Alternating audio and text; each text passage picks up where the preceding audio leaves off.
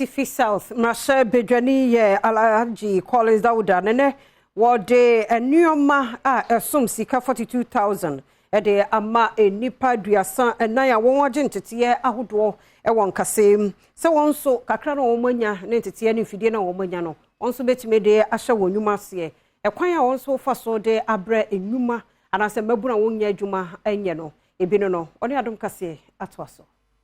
Abraham Rashibidwani West to South abaton pesuaso wa hafomantamu Alhaji Collins Dauda edin fidie ekoma wonu asuansa no adwuma aduasanan ewo mansini mu ya na nanom ahemfo abofo adepamfo ene tiyefo nyina atwahia ene wodi tu dwose ade baako a amanyofo entimi enye ne yie ene se obema emabunu ensa no adwuma se beya wobetimi ede ahwe won ho esenti ebraso se amanyofo etima wani ekosa ade no ho pa se beye betimi aboa amempontu aba yes here near mana na yes wo mododo wo so o mama yo so wa kwa secondary school no wo bo ntin process secondary school no wo ko sua broni kasa en wo no so si dabi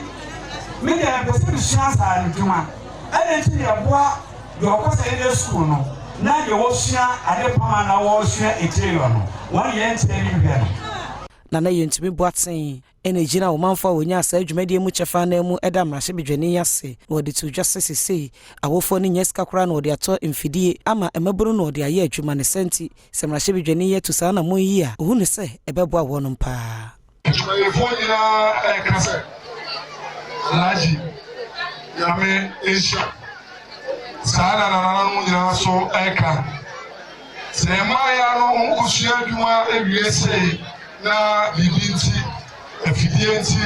wantimi amfa na dwuma okosua no anya adwuma no wasabe ya sudie e de amakuru ene adeswa we afiri wan ekunso afiri won papa ene won mame empo nananom sadeswa afiri yenso